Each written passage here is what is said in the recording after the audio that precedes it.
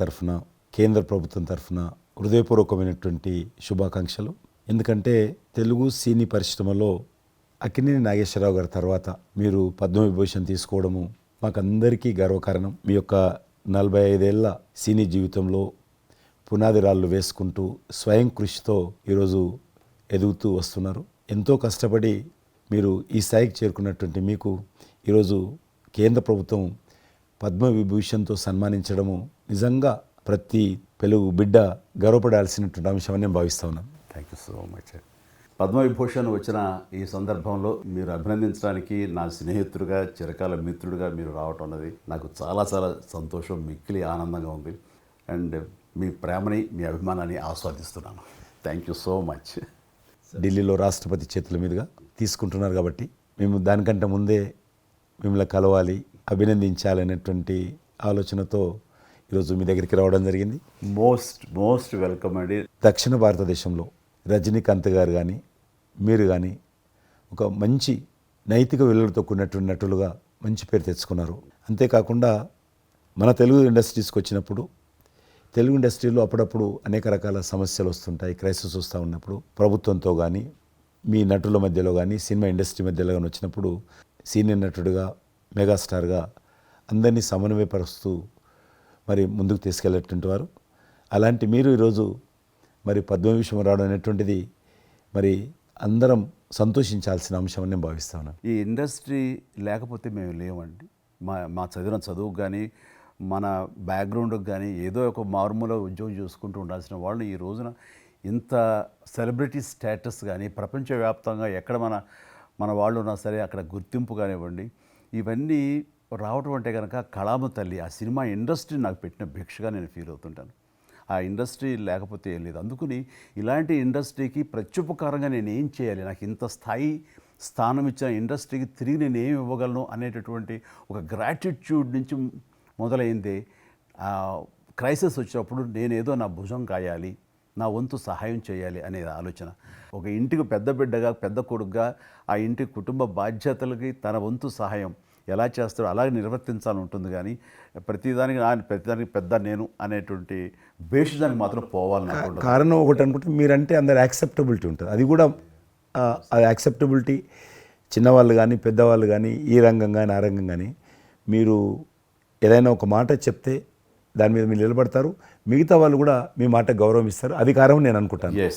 Cinema రంగం నుంచి రాజకీయాలకు వచ్చి కూడా రాజకీయాలలో మీకంటూ ఒక ప్రత్యేక స్థానాన్ని సంపాదించుకున్నారు.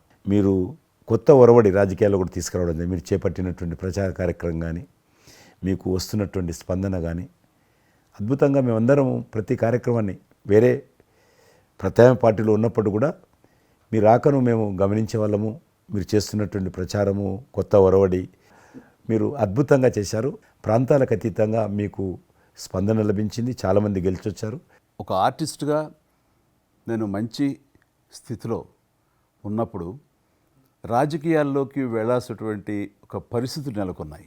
ఆ సమయంలో నేను ప్రజలకి ఏదో చెయ్యాలనే తప్పనే ప్రధానం తప్ప ఎలాంటి పొజిషన్స్ ఏమిటి దీని మీద నాకు దృష్టి లేదు. ఎందుకంటే అన్నిటికీ మించి ఉన్నతమైన స్థానాన్ని వాళ్ళ మనసులో వాళ్ళు ఇచ్చిన తర్వాత దానికి మించి నాకు ఏది కావాలి కోరిక లేదు నాకు. అయితే ఏదో చిన్న ఎత్తున మనకి తెలిసి మనకు అందుబాటులో ఉన్నటువంటి చారిటబుల్ ట్రస్ట్ ఇవి పెట్టి చేస్తాను, నేత్రదానం అని రక్తదానం అని చేస్తున్నాం. కానీ పెద్ద ఎత్తున చేసే అవకాశం భగవంతుడు ఇస్తే కనుక అది చిత్తశుద్ధితోటి నేను మనసావాచ కర్మేణ చెయ్యాలి అని ఆ రకంగా నా కృతజ్ఞత తీర్చుకోవాలని మాత్రం చూపించాలని మాత్రం నాకు ఎప్పుడు ఉంటుండేది. నాకు ఇప్పటికి జ్ఞాపకం ఉంటుంది. ఇది అంతకుముందు ఒకటే ఉండేది, ఇలాగ పెట్టినప్పుడల్లా ప్రతిసారి మీరే జ్ఞాపకం వస్తారు నాకు. ఎంత కీన్ అబ్జర్వేషన్. రాజకీయంగా ఉన్నప్పుడు మాత్రం నాకు ఎనలేని సంతృప్తి ఎక్కడ లభించిందంటే ముఖ్యంగా ఇప్పుడు తమరు చేస్తున్నటువంటి శాఖ ఉంది కదా టూరిజం, అది నేను మీకంటే కొంచెం ఒక స్టెప్ ముందుగా దాన్ని నేను అవి నిర్వర్తించినప్పుడు ఆ శాఖలో మంత్రిగా నాకు పొందినటువంటి అనుభూతి కానీ లభించిన సంతృప్తి కానీ అంతా ఇంత కాదు. ఆ రకంగా మాత్రం రాజకీయాలకు వస్తే ఇంత చేయొచ్చా అనేది మాత్రం నాకు సుస్పష్టంగా నాకు అనుభవపూర్వకంగా తెలిసొచ్చింది మంత్రిగా ఉన్నప్పుడు టూరిజానికి. అది అలా అలా వెళ్ళి ఆఖరికి ఒక కల్నరీ ఇన్స్టిట్యూట్ అనేది నాకు అవకాశం తిరుపతిలో నేను వెళ్ళాను. అద్భుతమైనటువంటి ఇన్స్టిట్యూట్ అది. అంటే క్షమించాలి, అది ఇనిషియేట్ చేసి తీసుకురావడం వరకు నేను చేసి ఇంకా ప్లానింగ్ అంతా మీరు ఉన్నప్పుడే జరిగింది. అంతా జరిగింది. రాబట్టడానికి ఎంత కృషి చేశానంటే అంతా ఇంత కాదు, అది మనకు రాకుండా పోయే పరిస్థితులు ఉన్నాయండి. ఆ టైం లోపల ఒక మినిస్టర్నా ఒక సూపర్ స్టార్నా అన్నీ పక్కన పెట్టేసి ఆ ప్లానింగ్ కమిషన్ చైర్మన్ ఉండేవారు మౌంటిగా అహ్లూవాలియా, ఆయన దీన్ని వద్దు, మనకి ఇది వైబుల్ కాదు, ఇది ఫీజిబుల్ కాదు అంటే కనుక కాదని ఆయన గుమ్మందరికి వెళ్ళిపోయి చేతులు కట్టుకుని ఇది ఓకే చేయండి సార్, దీని ఆవశ్యకత అంతా కాదు. ఇండియాలో ఉన్నటువంటి ఎన్ని రకాల స్టేట్స్, ఎన్ని రకాల కల్చర్స్ ఉన్నాయో అన్ని రకాల వంటకాలు ఉండేటటువంటి దేశం మందే. అది నేర్పించే ఒక ఇన్స్టిట్యూషను ఈ రోజున మనకి కావాలి, అదే కల్నరీ ఇన్స్టిట్యూట్. అది మనకు వచ్చింది, దాన్ని మనం నిలబెట్టుకోవాలి. ఇది గొప్ప అవకాశం, ఎంతోమందికి ఉద్యోగం ఇవ్వటమే కాదు, మన కల్చర్ని కూడా మనం నిలబెట్టడం అవుతామంటూ ఆయనతో పోరాడి కన్విన్స్ చేసి ఓకే చేసి ఇక్కడ రాష్ట్ర ప్రభుత్వం ఆ రోజున ఉన్నట్టు రాష్ట్ర ప్రభుత్వం ఒప్పించి రేణుగుంటలో 17 ఎకరాల దాకా చేయించి ఇంకా పెట్టేస్తున్నాం, ఇంకా మనం స్టోన్ వేస్తున్నాం ఇక్కడ అని అనుకున్న సమయంలో ఈ రాష్ట్ర విభజన సమయంలో నేను రిజిగ్నేషన్ టెండర్ చేసి వచ్చింది. అయితే ఫైల్ సంతకం అన్నీ అయిపోయినాయి. దాని తర్వాత ఇమ్మీడియట్గా వచ్చిన కేంద్ర ప్రభుత్వంగా మీరు దాన్ని ఇంప్లిమెంట్ చేసి ఈరోజు రేణుగుంటలో అది మీరు చాలా అద్భుతంగా ఉన్నదండి. ఇంకా దాన్ని ఈ మధ్యలోనే 2 రోజుల క్రితం ఈ మధ్య నేను మా సెక్రటరీని పంపించాను. మళ్ళీ దాన్ని ఇంకా రిక్రూట్మెంట్ కానీ ఇంకా రీడెవలప్మెంట్ కానీ ఇంకా ఏ రకంగా డెవలప్, ఇప్పుడు ఆల్రెడీ మేము ఎస్వి యూనివర్సిటీతో టైప్ చేసుకుంటున్నాము, టీటీడీ వాళ్ళతో టైప్ చేసుకుంటున్నాము, కొన్ని స్టార్ హోటల్స్తో టైప్ చేసుకుంటున్నాము. ఆ రకంగా ఇంకా మీరు ఏదైతే ఆలోచన ఉండనో మీ ఆలోచన ప్రకారం దాన్ని ముందుకు ముందుకు తీసుకెళ్తాం. మీరు రాజకీయాలు ఉన్నా సినిమా రంగంలో ఉన్నా కూడా కల్మషం లేనటువంటి వ్యక్తి అని నేను భావిస్తాను. ఎవరిని పల్లెత్తు మాట అన్నారు, ఇంట్లో అన్నారు అనుకుంటే బయట అన్నారు అనుకుంటాను. పార్టీ పెట్టినప్పుడు కూడా ఎవరన్నా అక్కడక్కడ రాజకీయంగా అన్నా కానీ మీరు వ్యక్తిగతంగా అందరూ గౌరవిస్తారు ఈరోజు ఏ పార్టీలు ఉన్నప్పుడు కూడా. నేను అది ముందస్తుగా చూసింది మీలో కిషన్ రెడ్డి గారు. మిమ్మల్ని మనస్ఫూర్తిగా చెప్తున్నాను, అసెంబ్లీలోకి నేను అడుగుపెట్టినప్పుడు నేను కొత్తవాడిని. నా వెనకాల ఆల్రెడీ ఒకసారి ఎమ్మెల్యేగా చేసి రెండోసారి ఎమ్మెల్యేగా ఉన్న కిషన్ రెడ్డి గారు నా పక్క సీట్లో ఉండేవారు. ఇటు పక్క ఇంకొకరు జయప్రకాష్ నారాయణ గారు, ఆయన ఇటు పక్క చంద్రబాబు నాయుడు గారు, మరో పక్కేమో వైఎస్ఆర్, అందరూ ఉండేవాళ్ళు. వీళ్ళందరూ మాట్లాడుతుంటే, వీళ్ళందరూ రాజకీయ ఉద్దండులు మాట్లాడుతుంటే అందరిని చూస్తుండేవాడిని. అక్కడ నాకు వచ్చిన షాక్ ఏంటంటే, ఫస్ట్ ఒకళ్ళు దుయ్యబెట్టుకుంటూ తిట్టుకుంటూ అసలు దుర్భాషలు ఆడుకుంటూ కొట్లాడుకునే పరిస్థితి వస్తూ ఇక ఫినిష్ అయిపోయింది, ఇక ఒకళ్ళొకళ్ళు మాట్లాడుకోరు, ఇంకా వీళ్ళు దీర్ఘకాల శత్రువులు వీళ్ళు ఇంకా అనే ఫీలింగ్ వచ్చింది. ఇలా ఉంటుందా అనేది. బట్ దానికి విరుద్ధంగా నేను అసెంబ్లీ అయిపోగానే కారులో నడుచుకెళ్తుంటే ఎవరైతే ఇద్దరు తిట్టుకున్నారో ఒకరొకరు దూషించుకున్నారో వాళ్ళు భుజమే చేసుకుని ఏంది భయ్యా నువ్వు అలా అన్నావు, నువ్వు అనలేదు భయ్యా, అరే నా నాయకుడు చూస్తున్నాడు అనకపోతే బాగుండదని ఇట్లా అంటుంటే నాకు షాక్ తిన్నాను, చాలా ఆశ్చర్యపోయేవాడిని. ఇదేంటి ఇలా ఉంటుందా? మీ సినిమా ఫీల్డ్ కంటే ఎక్కువ నటులు ఉంటారు, మీ సినిమా ఫీల్డ్ కంటే ఎక్కువ నటులు రాజకీయాల్లో ఉంటారేమో అలా అనిపిస్తుంది నాకు. అక్కడ అలాంటి పరిస్థితుల్లో ఒక నిబద్ధతతోటి ఇష్యూ బేస్డ్గా మాట్లాడుతూ తను అనుకున్నవి నిర్దిష్టంగా చెప్పగలిగేటటువంటి నాయకుల్లో మిమ్మల్ని అబ్జర్వ్ చేశాను. మీరు ఎక్కడ ఎవరిని దుర్భాషలాటం నేను చూడలేదు, ఎవరిని పౌరుషంగా మాట్లాడటం చూడలేదు, ఎవరిని ఎద్దేవా చేయటం రెడిక్యూల్ చేయడం నేను చూడలేదు. మీరు ఎంతసేపు ఇష్యూ బేస్డ్గా మాట్లాడేవాళ్ళు, స్ట్రాంగ్ వాయిస్ చేసుకుని మీరు అనుకున్నది అది ఎంత కరెక్టు, ఎలా అన్యాయం జరుగుతుంది అని ప్రజలకి మద్దతుగా ప్రజల తరపున నిలబడి మాట్లాడిన నాయకుడిగానే మిమ్మల్ని చూశాను. నేను ఇప్పటికీ అలాగనే ఉన్నాను.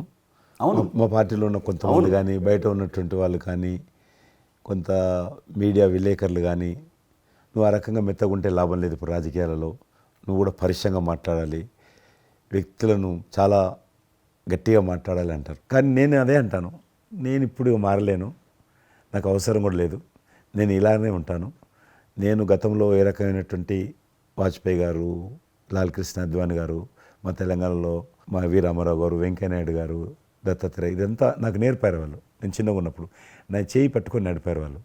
కాబట్టి నేను ఏ రోజు కూడా చిన్న పొరపాటు చేయకూడదు అనేటువంటి దాంట్లో ఉన్నాను. నేను ఎప్పుడన్నా రాస్తారోకో చేసేవాళ్ళం. రాస్తారోకే మాకు వి రామారావు గారని సిక్కిం గవర్నర్ ఉండే ఎమ్మెల్సీ, ఆయన వెంటనే ఫోన్ చేసేవాడు. నువ్వు ఎక్కడన్నా పోతున్నప్పుడు ఎవరన్నా రాస్తారోకే చేస్తే ఒక 2-3 గంటలు ట్రాఫిక్ జామ్ అయితే నీకెంత బాధ అవుతుంది? కాబట్టి నువ్వు రాజకీయ నాయకుడు అయినంత మాత్రాన రోడ్డు ఆపేసి ప్రజలను ఇబ్బంది పెడితే ప్రజలకు మేలు చేయాలనుకుంటున్నావా, ప్రజలు ఇబ్బంది పెట్టాలనుకుంటున్నావా? ఈ రకంగా ప్రశ్నించేవాడు. నేను ఎవరైనా ముఖ్యమంత్రులది దిష్టిబొమ్మ తగలబెడితే ముఖ్యమంత్రి తగలబెట్టొద్దు, కావాలంటే గవర్నమెంట్ తగలబెట్టు, వ్యక్తి ఆ రకం చిన్న చిన్న విషయాలు నాకు ఫ్యాంటాస్టిక్ సార్. ఈ రోజుల్లో ఎంతమంది ఇలా ఆలోచించే నాయకులు ఉన్నారు, ఎంతమంది స్టేట్స్మెన్లు ఈ రకమైన సలహా ఆ తర్వాత వచ్చే యంగ్ నాయకులకి సలహా ఇచ్చేవాళ్ళు ఉన్నారు. అవన్నీ కరువడిపోతున్నాయి. ఇవన్నీ కూడా చరిత్రలో జరిగేవంట అనే స్థితిలాగా ఉంది మీలాంటి వాళ్ళు లేకపోతే కనుక. ఈరోజు మనము స్వాతంత్రం వచ్చి 75 సంవత్సరాలైంది. ఈ 75 సంవత్సరాల్లో మనం అనేక రకాలుగా అభివృద్ధి చేసుకున్నాము, ప్రాజెక్టులు కట్టుకున్నాము, ముందుకెళ్ళాము, కొంత మెరుగైనటువంటి పరిస్థితి వచ్చింది. కానీ మన తర్వాత వచ్చినటువంటి స్వాతంత్రం వచ్చినటువంటి దేశాలు కూడా డెవలప్డ్ కంట్రీగా ఎమర్జ్ అయినాయి. మనం ఇంకా డెవలపింగ్ కంట్రీ, అభివృద్ధి చెందిన దేశంగా ఎదగలేరు. కానీ దురదృష్టం ఏంటంటే మనకు టార్గెట్ పెట్టుకోలే, ఎప్పటి లోపల మనం లక్ష్యం చేరుకుందాం అనేది ఎక్కడ కూడా పెట్టుకోలే. ఇంకో 75 సంవత్సరాల తర్వాత ఇట్లనే ఉన్నామనుకో, ఇంకో 75 సంవత్సరాల తర్వాత కూడా వెనక తిరిగి చూస్తే మనం డెవలపింగ్ కంట్రీగా ఎమర్జ్ కాము. అందుకే ఈ మధ్యలో మన కేంద్ర ప్రభుత్వము ఒక టార్గెట్ పెట్టుకుంది. ఇప్పుడు కమింగ్ 25 ఇయర్స్ ప్రపంచంలో అత్యధికమైనటువంటి యూత్ పాపులేషన్ ఇండియాలో ఉంటుంది. ఎగ్జాక్ట్లీ. కాబట్టి ఈ 25 ఇయర్స్ అమృతకాలం అంటారు దీన్ని. ఎగ్జాక్ట్లీ. ప్రధానమంత్రి కూడా అప్పుడప్పుడు అంటుంటారు ఇది అమృత కాలం. కాబట్టి ఈ 25 ఇయర్స్ మన యూత్ కానీ ప్రతి ఒక్క ఫీల్డ్ కానీ మనము ఇప్పుడు సినిమా ఫీల్డ్ అందుకు సినిమా ఫీల్డ్ 2047లో ఏ రకంగా ఉండాలి, ప్రపంచాన్ని ఏ రకంగా డామినేట్ చేయాలి, అగ్రికల్చర్ ఏ రకంగా డామినేట్ చేయాలి, ఇండస్ట్రీ ఏ రకంగా డామినేట్ చేయాలి, ఎన్జిఓస్ ఏ రకంగా పనిచేయాలి, ఆర్థిక వ్యవస్థ ఏ రకంగా ఉండాలి, ఆ రకంగా ఎవరికి వారు 140 కోట్ల మంది మనం అనుకొని 2047 లోపల 100 సంవత్సరాల స్వాతంత్ర పండుగ జరుపుకుంటాము. ఆ రోజుకు మనం అభివృద్ధి చెందిన దేశంగా ఎదగాలి. ఇంకొక మాట అంటారు ప్రధానమంత్రి గారు, అప్పుడు ఏ పార్టీ ఉంటుందో అధికారం మనకు అనవసరం. అప్పుడు ఎర్రకోట నుంచి ఏ ప్రధానమంత్రి ఏ వ్యక్తి జాతీయ పతాకం ఆవిష్కరిస్తారో మనకు సంబంధం లేదు, ఎవరైనా ప్రజలు అనుకుంటారు. కానీ ఆ రోజుకు మన దేశం ప్రపంచంలో డెవలప్డ్ కంట్రీ స్థాయికి ఎదిగి 3, 4, 5 ఉంటే అట్లో మన దేశం ఉండాలి అనేది అని ఈరోజు మనం అందరం ఒక లక్ష్యంగా పెట్టుకొని ముందుకెళ్తే యూత్ ఏదైతే అంటున్నారో మీరు, ఆ యూత్ కూడా మరి వాళ్ళ జీవితం సాఫల్యం చెందినట్టు అవుతుంది. ఇప్పుడు డెవలప్డ్ కంట్రీస్లో మనది ఆర్థికంగా చూసుకుంటే కనుక ఆర్థిక వ్యవస్థగా మనది 5వ కంట్రీగా డెవలప్ అయింది. లార్జెస్ట్ ఎకానమీ ఈ మధ్య కాలంలో, ఈ మధ్య సంవత్సరాల్లో, ఒక దశాబ్ద కాలం లోపల. ఇప్పుడు వచ్చే 5 సంవత్సరాల్లో మనం థర్డ్ ప్లేస్ చేరుతాం. ఇప్పుడు యూకే లాంటి మనల్ని పరిపాలించి మన ఆక్రమించుకొని పరిపాలించినటువంటి బ్రిటన్ కూడా వెనకకి నెట్టేసి 5వ స్థానానికి వచ్చేసి వచ్చేటువంటి 5 సంవత్సరాల్లో ఖచ్చితంగా మనం 3వ స్థానంలోకి లార్జెస్ట్ ఎకానమీ కంట్రీగా మనం ఎమర్జ్ అవుతాం. 100%. అవన్నీ ఇప్పుడు జరుగుతున్నటువంటి ఈ యొక్క డెవలప్మెంట్స్, ఈ ఆర్థిక సంస్కరణలు ఇవన్నీ చూస్తుంటే ఖచ్చితంగా ఆ రోజు ఎంతో దూరం లేదు మీరు చెప్పినట్లుగా. మీ తెలిసి ఈ మధ్యలో G20 సమావేశాలు నిర్వహించినప్పుడు నేను మీతోటే మాట్లాడాను.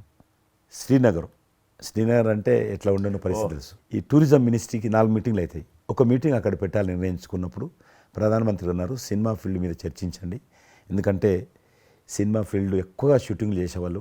మేము చిన్నగా ఉన్నప్పుడు జమ్మూ కాశ్మీర్ వెళ్ళలేదు ఎవరం కూడా, కానీ దేశంలో ఉన్నటువంటి కోట్లాది మంది కాశ్మీర్ అందాలను చూశారు సినిమాల కారణంగా. ఎవరు పోలేదు అక్కడికి, కానీ చూశారు. కాబట్టి ఆ సినిమా ఫీల్డ్కి సంబంధించినటువంటి సెషన్ పెట్టాలి మీరని చెప్పి ప్రధానమంత్రి గారు చెప్పి ఆయన ఆదేశించిన తర్వాత ఈ సినిమా ఫీల్డ్కి సంబంధించి అన్ని దేశాలకు సంబంధించినటువంటి ప్రముఖులందరినీ కూడా ఆహ్వానించాం. అప్పుడు మేము మీటింగ్ పెట్టాలంటే పాకిస్తాన్ అన్ని దేశాలకు లెటర్స్ రాసింది, చైనా లెటర్స్ రాసింది, టెర్రరిస్ట్ ఆర్గనైజేషన్స్ అన్నీ కూడా హెచ్చరించాయి. జమ్మూ కాశ్మీర్కి వస్తే Kashmir is a disputed place అది, కాబట్టి ఎవరు రావద్దు, వస్తే మాత్రము ఏమైనా అవుతే మాకు సంబంధం లేదని పాకిస్తాన్ కూడా అందరూ హెచ్చరించారు. బట్ ప్రైమ్ మినిస్టర్ చెప్పాడు, ఎట్టి పరిస్థితుల్లో మీటింగ్ పెట్టి తీరాలి, నువ్వు నాకు అనవసరం, నీకేం కావాలో నేను అన్ని ఏర్పాటు చేస్తాను. ఆ తర్వాత నేను మీతో మాట్లాడి ఆ రోజు అప్పుడే కాశ్మీరు అనగానే మీరు కాశ్మీరు లోయల్లో కన్యాకుమారి ఇలాంటి సాంగ్స్ ఎన్నో మాకు గుర్తుకొచ్చినాయి. అలాంటిది మళ్ళీ మీరు మీ పార్టిసిపేషను ఉంటే బాగుంటుంది అనుకున్నప్పుడు ఆ టైంలో నేను రాలేని పరిస్థితిలో రామ్ చరణ్ వస్తే బాగుంటుంది, అతను RRR సినిమా ఆస్కార్ అవార్డు తోటి తను మంచి ఆస్కార్ అవార్డు వచ్చింది, బాగుంటుంది ప్రధానమంత్రి గారు చెప్పాను. అప్పుడు అందరూ ఫారినర్స్ డెలిగేట్స్ అందరూ కూడా ఏ సినిమా సాంగ్ అది నాటు సినిమా డాన్స్ చేశారు అక్కడ. ఎవరు మన కొరియన్ మినిస్టర్.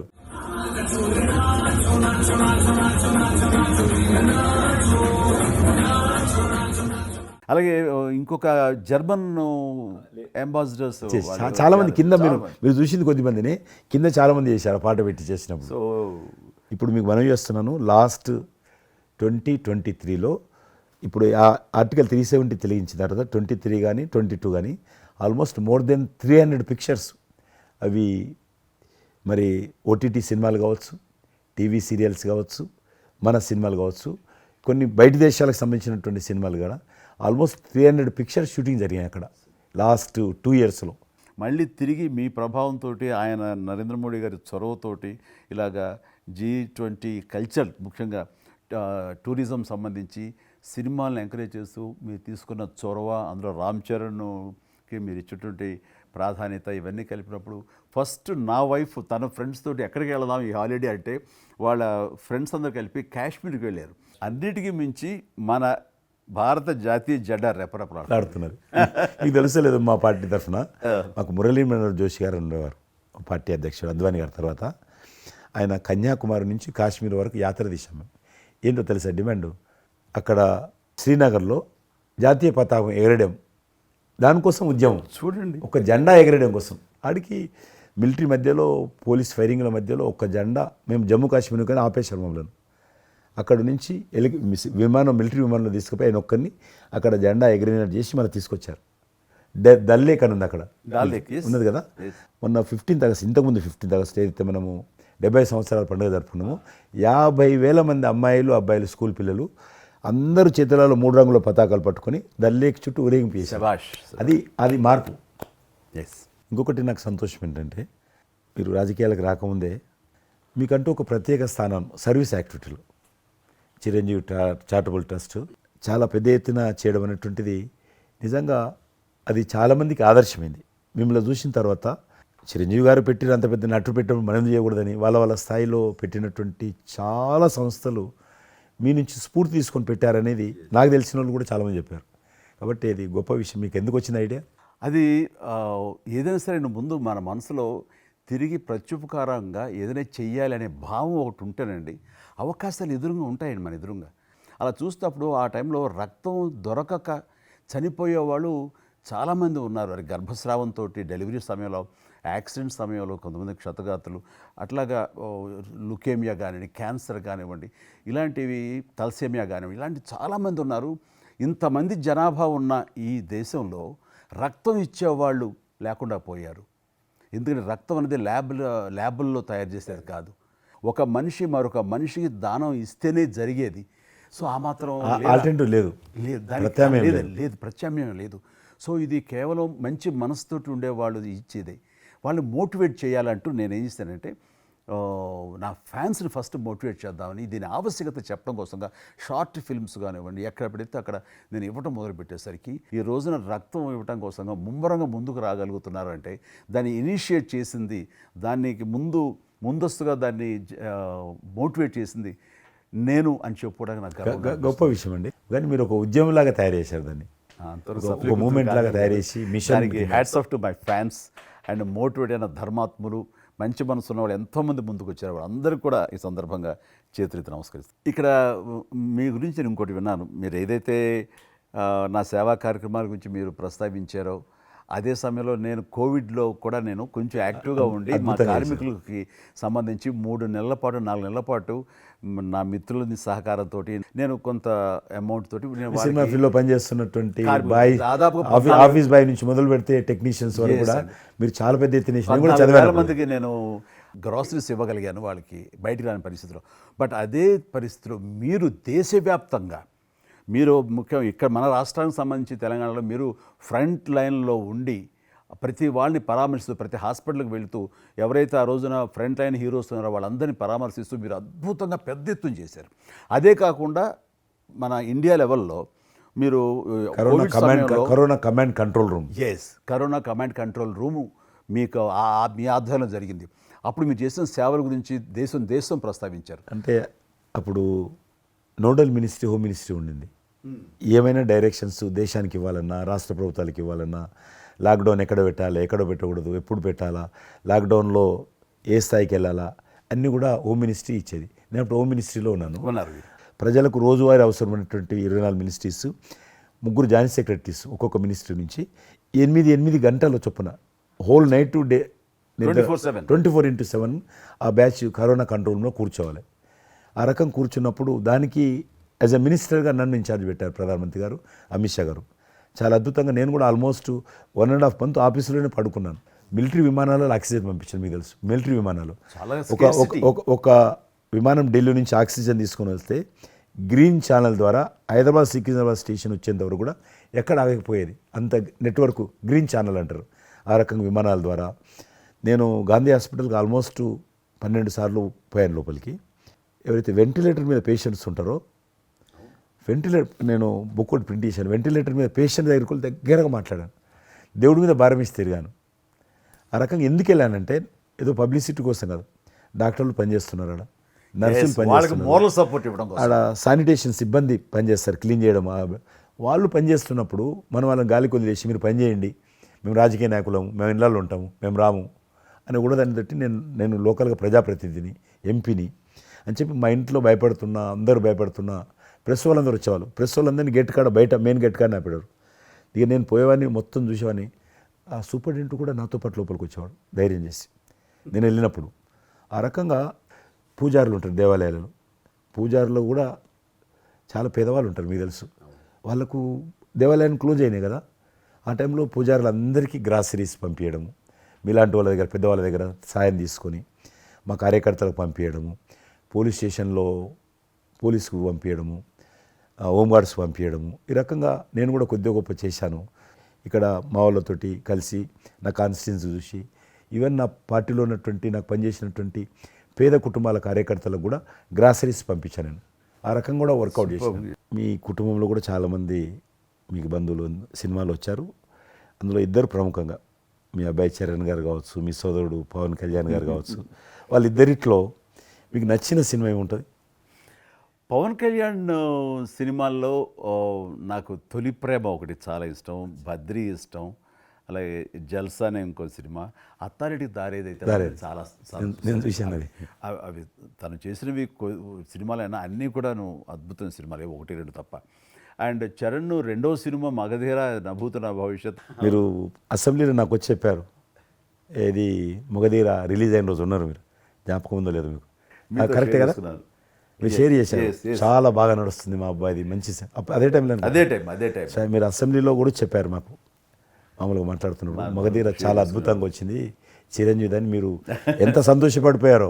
మీకు రాజకీయంగా మీ తదనంతరం లేదా మీతో పాటు మీ బంధుగణంలో కానీ మీ బంధువులో కానీ మీరు ఎంకరేజ్ చేసిన మీ శిష్య వర్గంలో కానీ ఎవరైనా ఉన్నారా? అంటే నేను మా కుటుంబం నుంచి ఎవరిని ప్రోత్సహించలేను. ఎవరన్నా ఇష్టం ఉంటే వాళ్ళు రావాలి ఫ్యూచర్లో, నేను ప్రోత్సహించలే ఎవరిని కూడా. నాకు పార్టీలో గ్రూప్ అంటూ లేదు. అందరూ పార్టీ కార్యకర్తలందరూ నా గ్రూపే, పార్టీయే నా జెండా. ఆ రకంగా నేను ఎవరిని వ్యక్తిగతంగా నా మనిషిని ప్రోత్సహించుకోవడము, లేకపోతే మా కుటుంబ సభ్యులను ప్రోత్సహించడం అనేటువంటిది, ఎవరైనా రాజకీయాలు అంటే వాళ్ళ స్వేచ్ఛ, మనం బలవంతంగా తీసుకొచ్చి నిలబెట్టాలనేది నేను జనాలు కూడా అనుకోలేదు ఇప్పటివరకైతే. ఈ ఫ్యూచర్ ఏమైతే చెప్పలేను ఇప్పటికైతే. మీరు ఒక గ్రూపు, నా కార్యకర్తలు నా గ్రూప్ అని మీరు అంటే నాకు ఒక విజువల్, ఒక ఫోటోగ్రాఫ్ గుర్తుకొస్తుంది. మీరు వైట్ హౌస్ ముందు మీరు కొంతమంది కార్యకర్తలు అలా ఉన్నారు, కానీ వాళ్ళు నిశ్చితంగా చూస్తే నరేంద్ర మోడీ గారు ఉన్నారు ఆ టైం లోపల. మీకు అప్పటి నుంచి కూడా నరేంద్ర మోడీ గారితో సత్సంబంధాలు ఉండేవా? అద్వానీ గారు ప్రెసిడెంట్ ఉన్నప్పుడు 1994లో నేను అప్పుడు యూత్ వింగ్లో పనిచేస్తున్నాను. American council of young political leaders, అది యుఎస్ గవర్నమెంట్ ఏజెన్సీ. వాళ్ళు ఏం చేసేవాళ్ళంటే కొన్ని ముఖ్యమైనటువంటి దేశాల నుంచి అప్పుడప్పుడు యూత్ డెలిగేషన్, పొలిటికల్ పార్టీకి సంబంధించినటువంటి యూత్ డెలిగేషన్, యంగ్ లీడర్స్ అంటారు, యంగ్ లీడర్స్ని పిలిచి మా దేశం ఏ రకంగా అభివృద్ధి చెందుతుందో మీరందరూ చూసి మీరు మీ దేశాల్లో మాకు దేశం గురించి ప్రచారం చేయాలి, వాళ్ళ కాన్సెప్ట్ అది. అద్వానీ గారు ముగ్గురిని సెలెక్ట్ చేశారు. నన్ను హైదరాబాద్ నుంచి, తెలంగాణ ఉమ్మడి రాష్ట్రం ఆంధ్రప్రదేశ్ నుంచి, కర్ణాటక నుంచి అనంత్ కుమార్ అని చనిపోయారు. మినిస్టర్ ఉండేవారు, సివిల్ అవియేషన్ మినిస్టర్ ఉండేవాడు, కల్చర్ మినిస్టర్. ఆయన చనిపోయారు మధ్యలోనే. అక్కడ గుజరాత్లో ఆర్గని పార్టీకి సెక్రటరీ ఉండేవాడు నరేంద్ర మోడీ గారు, అప్పుడు మినిస్టర్ కాదు ఇంకా మా ముగ్గురిని సెలెక్ట్ చేసి ఢిల్లీకి పిలిచి ఇట్లా మీరు పార్టీ తరఫున పోవాలి అని చెప్పి, నన్ను కూడా నువ్వు పోవాలన్నప్పుడు నాకు పాస్పోర్ట్ లేదు, నాకు చాలా చిన్న ఏజ్, ఫ్లైట్లో మొదటిసారి పోయినా నేను. తొందర రమ్మంటే మా పార్టీ ఫ్లైట్ టికెట్ ఇస్తే పోయాను. మాట్లాడినాక వారు చెప్పారు మీరు ముగ్గురు కూర్చున్నాక ఇంటి ముందోటి కటింగ్ షాప్ ఉంది, నరేంద్ర మోడీ గారి గడ్డ ఉంది, నాకు గడ్డ ఉంది, చిన్నోని మీరు ఇద్దరు క్లీన్ షేవింగ్ చేసుకురా అన్నాడు. నరేంద్ర మోడీ ఇంటి మా అమ్మ పోయిన క్లీన్ నాకు చూపించాలన్నాడు. మళ్ళీ వచ్చి మళ్ళీ పోయి క్లీన్ షేవింగ్ చేసుకుని నరేంద్ర మోడీ గారు మేము ఇద్దరం, ఎందుకనంటే అయినా మీరు పార్టీ రిప్రజెంట్ చేయడం లేదు, మీరు ఇండియాని రిప్రజెంట్ చేస్తున్నారు, టైంకి రావాలా, టైం పోవాలని చెప్పి మమ్మల్ని పంపించిన తర్వాత నరేంద్ర మోడీ గారు మీరు చూడండి ఆ ఫోటోలో ఆయన సంఖ్య ఒక బ్యాగ్ ఉంటుంది, ఆ బ్యాగులో పుస్తకము పెన్ ఉంటుంది. మేము రాజులాగా పుస్తకం లేదు, పెన్ లేదు, మేము పోతుంటే అందులో భాగంగానే వైట్ హౌస్ లోపల రాణించేవాళ్ళు చాలా దూరంకి వెళ్ళి, కానీ చూపించేవాళ్ళు బయట ఉండే కొంత అమెరికా ఇది వైట్ హౌస్ అక్కడ కనిపిస్తుంది, అందులో అది ప్రెసిడెంట్ రూము, ఇక్కడ కనిపిస్తుంది కిచెను, ఇది కాన్ఫరెన్స్ హాలు. బయట నుంచి అందరు చెప్పేటోళ్ళు చాలామంది ఉండేవాళ్ళు, అదే నేను చూసి గైడర్స్ టూరిస్ట్ గైడ్స్ ఉంటారు కదా, వాళ్ళు చాలామంది అక్కడ పోతే చెప్పేవాళ్ళు. ఆ రకంగా అక్కడ దిగినటువంటి ఫోటో అది. ఎందుకు రిలీజ్ చేశానంటే ప్రధానమంత్రి గారు అయిన తర్వాత నాకు ఫోన్ చేశాడు, కిషన్ ఏమన్నా మీ దగ్గర ఫోటోలు ఉన్నాయా, ఆయన దగ్గర లేవు పాపం. ఓకే, నాకు ఫోన్ చేశాడు. నేను ఎమ్మెల్యే క్వార్టర్స్లో అవన్నీ ఫోటోలు తీసినాక ఇంత కట్ట ఉండే కానీ అన్నీ అంటుకొని ఒకటి మనకు తెలియదు కదా, మొత్తం పాడిపోయినాయి. 8 ఫోటోలు దొరికినాయి, అందులో ఏదో ఒకటి దొరికింది. బోటు థమ్స్అప్ తాగుతూ, అప్పుడు థమ్స్అప్ తాగొద్దని కూడా తెలియదు, ఇది మల్టీనేషనల్ కంపెనీ అటువంటి ఏం లేదు అప్పుడు. బోట్ నడిపిస్తున్న ఫోటో ఇవన్నీ కూడా కొన్ని దొరికితే పంపించాను. ఆయన ఏ వైట్ హౌస్ ముందు అయితే నేను ఫోటో దిగాను గేట్ కాడ, ఈరోజు అదే వైట్ హౌస్ ఆహ్వానం మేరకు వైట్ హౌస్ లోపలికి వెళ్తున్నానని ఆ ఫోటో రిలీజ్ చేశాడు ఎక్సలెంట్ ఎక్స్పీరియన్స్ ప్రైమ్ మినిస్టర్. ఆ ఫోటో అది అప్పుడు బయటకు ఆ ఫోటో బయటకు వచ్చింది. ఆ రోజు ప్రైమ్ మినిస్టర్ గారు అయిన తర్వాత అమెరికాకి వెళ్తున్న రోజు రిలీజ్ చేసిన ఫోటో అది. మీరు మాకు ఒక మాట ఇచ్చారు, మీరు మన ఆఫీస్ ఏదైతుందో టూరిజం ఆఫీసు ఢిల్లీలో నేను వస్తాను, మన ఇద్దరం ఒకసారి ఎందామని అన్నారు. కానీ మీ ఒత్తిడి కారణంగా మన ఒత్తిడి కారణంగా జరగలేదు. ఇంకా అది రేపు ఎలక్షన్స్ తర్వాత మళ్ళీ అది చెప్పలేము కాబట్టి అది నేను చెప్తున్నాను, మీరు అక్కడే ఉంటారు, నేను వస్తాను. అది కాకుండా మీరు నాకు ఇంకా జ్ఞాపకం, ఆఫీస్లో ఉన్నప్పుడు నాకు గర్వం ఫీల్ అవుతాను. ఎందుకంటే మీరు పెట్టిపోయినటువంటి ఫోటోలు, ఇండియాకి సంబంధించినటువంటి టూరిజం డెస్టినేషన్ యొక్క ఫోటోస్ ఏవైతున్నాయో అవి ఇంకా ఆ రకంగానే ఉన్నాయి. నేను అడిగిన ఎవరు పెట్టారంటే చిరంజీవి గారు పెట్టారంటారు. డ్రైవర్ కూడా మీకైతే డ్రైవర్ ఉండను, అతను ఇప్పుడు నా దగ్గర ఉన్నాడు, రణధీర్. మీకు చెప్తుంటారు సార్, మై చిరంజీవి సాబ్ కभी మై సాబ్ డ్రైవర్, మై చలాయితా ఉనకా గాడి ఢిల్లీ మే, అది ఆప్కు మై చలా రూమ్ సాప్ అంటాడు. ఇంకా ఉన్నాడు పాపం. చాలా సీనియర్ అండి అతను, చాలా మంచివాడు. మన ఉమ్మడి ఆంధ్రప్రదేశ్ ఉన్నప్పుడు మనం ఇండియాలోనే మనమే ఆరోగ్యశ్రీని ప్రారంభించామన్నది నాకు తెలిసినటువంటి వాస్తవం. ఆ తర్వాత మిగతా రాష్ట్రాలు కూడా అది వ్యాపించింది అనేది చాలా ఇది. అలాంటి ఆరోగ్యశ్రీకి కిషన్ రెడ్డి గారే ఆద్యులు, అంకురార్పణ చేసిన వాడు అని బయట బాగా వినికిడి ఉంది. ఆ తర్వాత ప్రభుత్వాలు పికప్ చేసాయి. అది ఎందుకు, ఎలాగా, అది మీరు ఎట్లా ఇనిషియేట్ చేశారు ఆరోగ్యశ్రీ అనేది? 2004 నేను ఎమ్మెల్యే అయినప్పుడు పేరున్న మందకృష్ణ మాదిక్ గారు, ఆయన వాళ్ళకు సంబంధించినటువంటి ఎస్సీ వర్గీకరణ మీద పోరాటం చేస్తూనే సామాజిక సమస్యల మీద కూడా పోరాటం చేసేవారు. దివ్యాంగులకు పెన్షన్ పెంచాలని ఆయన తిరుగుతున్నప్పుడు ఈ అనేక జిల్లాలలో గుండె జబ్బులు ఉన్నటువంటి పిల్లలు జన్మించేవాళ్ళు. వాళ్ళకు ఆ రోజు ఒక ఆపరేషన్ చేయాలంటే 10 లక్షలు, 12 లక్షలు, 13 లక్షలు అయ్యేది. పేదవాళ్ళకి అది అవకాశం ఉండేది కాదు. చాలామంది చనిపోయేవాళ్ళు కూడా. అప్పుడు రాజశేఖర రెడ్డి గారు ముఖ్యమంత్రిగా ఉన్నారు. మేము ట్యాంక్ బండ్ కింద అంబేద్కర్ భవనం ఉంది, అక్కడ మీటింగ్ పెట్టుకున్నాము. ఒక 3000 మంది పసిపిల్లలు వాళ్ళ తల్లిదండ్రులు వచ్చారు. మీటింగ్ అయినాక ఆ మీటింగ్లోనే ఒక అబ్బాయి చనిపోయాడు. ఇప్పుడు ఏం చేయాలి సేమ్ అబ్బాయి అంతే వచ్చాడు, చిన్న పసిబాబు అందే వచ్చాడు, అబ్బాయి చనిపోయాడు. మేము ఏం చేసినాం, నేను మందకృష్ణ గారు కలిసి, నేను కూడా ఉద్యమానికి వెళ్ళాను. ఆ అబ్బాయి డెడ్ బాడీ పట్టుకొని అంబేద్కర్ ట్యాంక్ బండ్ నుంచి అంబేద్కర్ విగ్రహం దగ్గరకు వచ్చాం. మాతో పాటు ఆ పసిపిల్లలందరినీ తీసుకొచ్చాం, 3000 మంది పసిపిల్లలు. అంబేద్కర్ విగ్రహం ట్యాంక్ బండ్ దగ్గర అంబేద్కర్ విగ్రహం మొత్తం ఆ పిల్లలు వాళ్ళ తల్లిదండ్రులు కూర్చున్నాం, డెడ్ బాడీ పెట్టుకొని కూర్చున్నాం.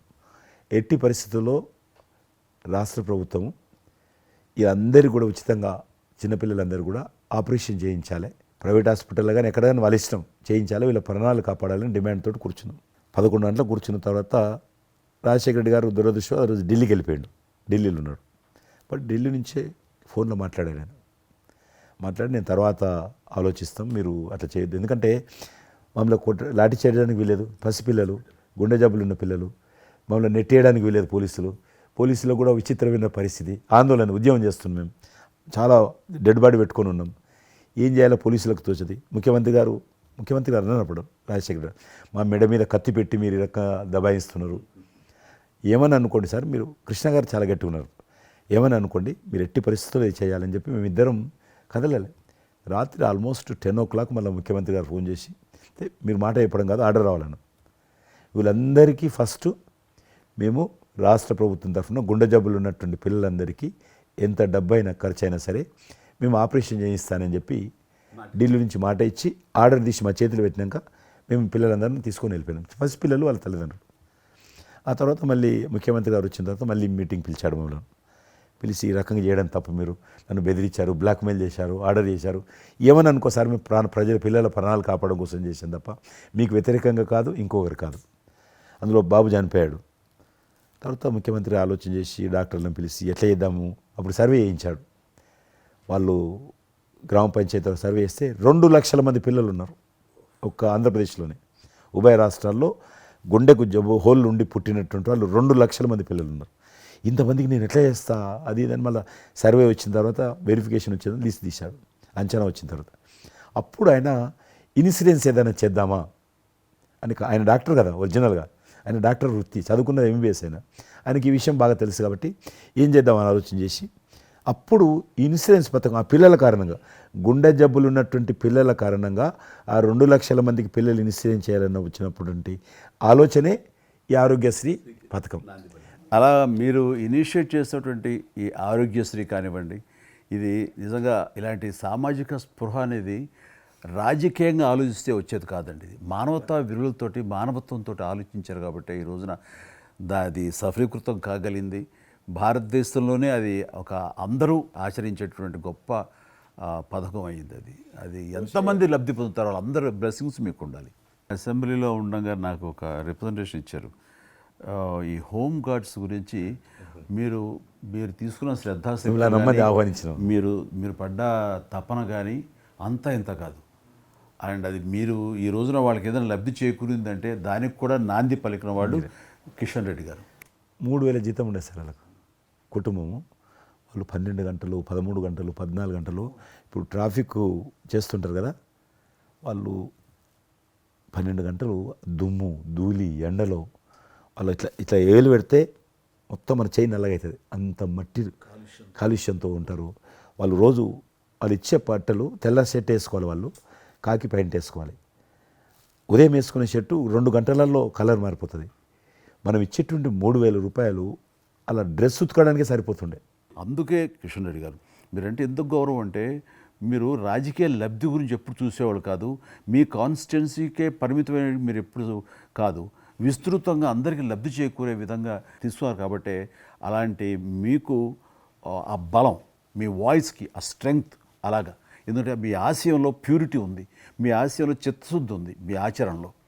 కాబట్టి మీలాంటి నాయకుల వల్లనే అవుతుంది ఏదైనా సరే. జనవరి 22 నాడు నేను టీవీలో చూశాను, మీరు అయోధ్యలో రామమందిర నిర్మాణంలో మీ దగ్గర కెమెరాలు పెట్టడము, మీరు కామెంట్ చెప్పడము, మిమ్మల్ని పిలవడము, మీరు పోవడము, మీరు ఆ రోజు టీవీలో దేశమంతా అన్ని టీవీలు మాట్లాడాయి.